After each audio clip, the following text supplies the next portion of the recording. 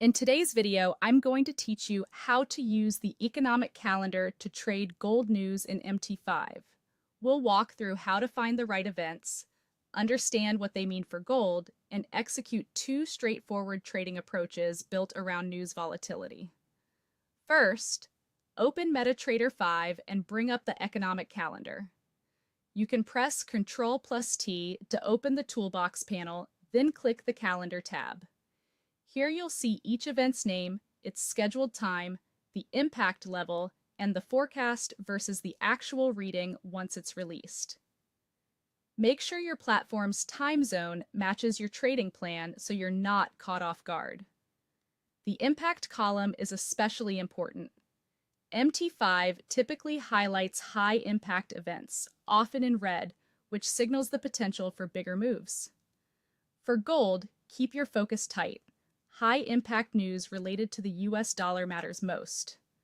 Gold is priced in USD, so major US data can move it quickly.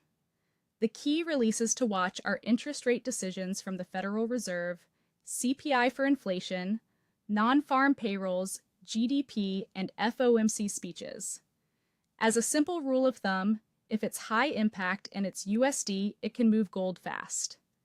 Use the calendar filters to hide low and medium events so the important releases stand out. Next, understand the typical relationship. Gold often moves opposite the dollar. When the USD strengthens, gold tends to fall because it becomes more expensive for non-dollar buyers. When the USD weakens, gold tends to rise. For example, a stronger than expected NFP often boosts the dollar and pressures gold lower. A softer than expected CPI can weaken the dollar and give gold a lift. The size of the surprise versus the forecast often influences how strong the move is. There are two practical ways to trade this. The first and most common is the breakout approach. Before the news, mark the nearest support and resistance that price has respected on your chart. As the release hits, wait for a clean break. If price pushes through resistance with momentum, consider a buy. If it drops through support, consider a sell. Place your stop loss on the opposite side of the pre-news range to define risk. Be mindful of spreads and slippage around the release. The second method is to wait and trade the reaction. Instead of jumping in immediately, let the first 5 to 15 minutes play out.